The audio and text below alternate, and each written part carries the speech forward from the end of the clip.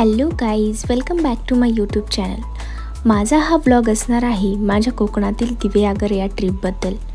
जर तुम्ही पण कोकण ट्रिप प्लॅन करत असाल तर हा व्हिडिओ स्किप न करता शेवटपर्यंत नक्की पहा. तर माझा प्रवास पुण्यावरून सकाळी 6 वाजता सुरू झाला होता. Pune to Diveagar distance 165 kilometre आहे. 3 ते 4 तासाचा प्रवास. गाडीत पेट्रोल टाकून घेतलं आणि ताम्हिणी घाट मार्गे आम्ही निघालो. जाताना एक छान व्ह्यू दिसला तर थोडा वेळ थांबून हा नजारा डोळ्यात भरून आम्ही परत निघालो. ताम्हिणी घाट संपल्यानंतर काही नाश्ता सेंटर आहेत तर तिथे थांबून आम्ही नाश्ता केला.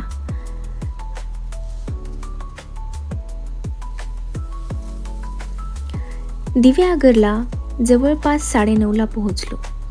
एंट्री करताना तुम्हाला तिथे एक 30 रुपयांचा पास घ्यावा लागतो, जो की 24 तासांसाठी व्हॅलिड असतो.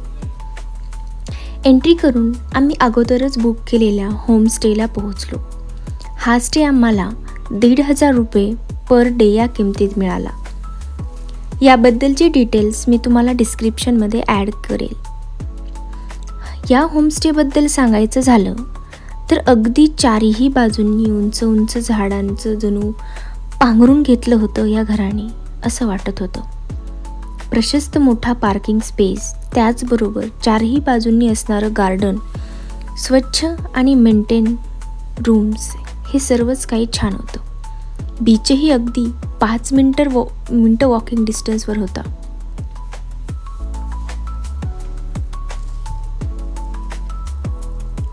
घराच्या अगदी समोरच असलेल्या उत्तरेश्वर मंदिरात आम्ही फ्रेश होऊन निघालो.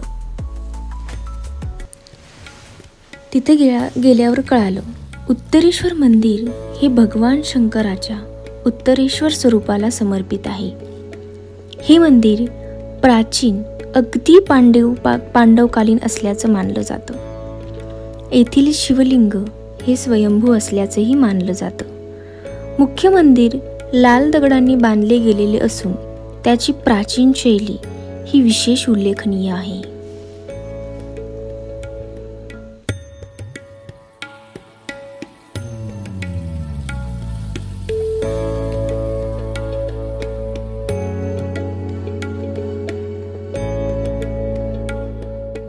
उत्तरेश्वर मंदिरात दर्शन घेऊन आम्ही दिवेआगरमधील दुसऱ्या मंदिरात म्हणजेच रूपनारायण मंदिरात गेलो.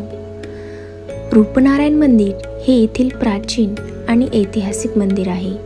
मंदिरात भगवान विष्णूंची सुंदर शिळेपासून बनवलेली मूर्ती आहे. मंदिराचे वास्तुशास्त्र पारंपरिक आणि कोकणी प्राचीन शैलीचे आहे.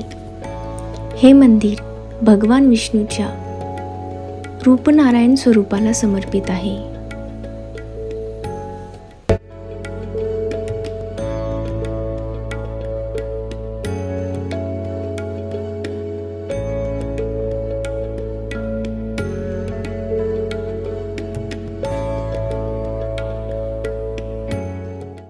दुपारच्या जेवणात अस्सल पारंपरिक कोकणी म्हणजेच सुरमई थाळी, पापलेट थाळी, उकडीचा मोदक आणि व्हेज थाळी यांचा आस्वाद घेतला. उकडीचा मोदक इज मस्ट ट्राय. हा दिवेआगर बीच. दिवेआगर बीच म्हणजे निळाशार समुद्र, स्वच्छ सुंदर समुद्रकिनारा आणि निवांत कमी गर्दीचा असलेलं ठिकाण. इथे फक्त समुद्राच्या शांत लाटाच नाही तर साहसी वॉटर स्पोर्ट्ससुद्धा आहेत. जर तुम्हाला थोडा विंटेज फील घ्यायचा असेल तर तुम्ही टांगा गाडीची सफर करू शकता. आणि जर तुम्हाला थोडा फिल्मी अंदाज घ्यायचा असेल तर घोड्यावर बसून समुद्रकिनाऱ्याला फेरफटकाही मारू शकता. बाईक लवर असाल तर इथे बाईक रायडिंगचंही ऑप्शन तुम्हाला मिळून जाईल.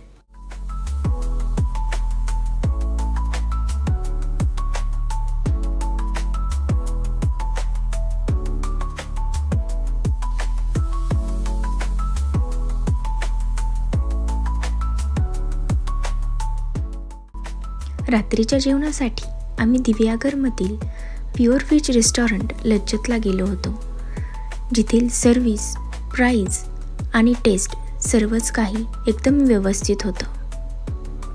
हे आहेत कोकणातील सकाळचे काही क्षण.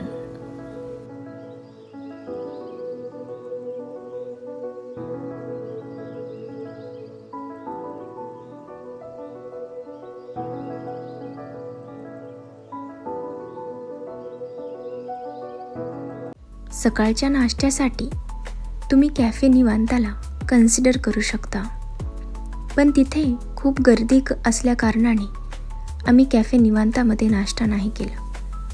आम्ही त्याच्याच समोर असलेल्या लज्जत रेस्टॉरंटला गेलो. सकाळी तिथे मिसळ, पोहे असं काही अवेलेबल होतं, पण आम्ही तिथली स्पेशल मिसळ आणि पनीर बुर्जी ट्राय केली. मिसळची टेस्ट खरंच खूप छान होती. शेवट चहाने केला आणि आमच्या होमस्टेला आम्ही परत आलो.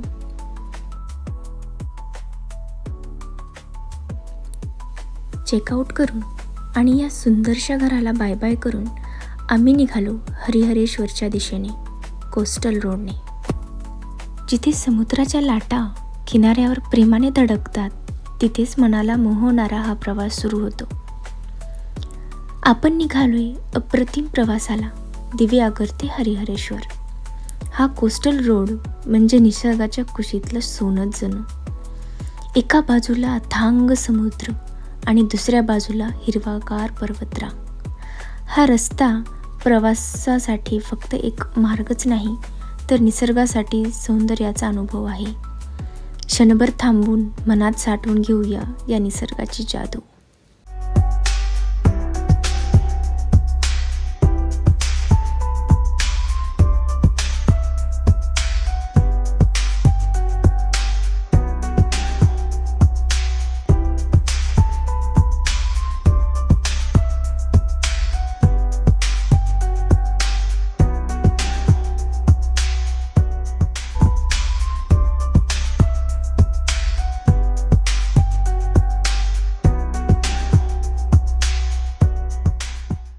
आणि शेवटी पोहोचलो हरिहरेश्वरला.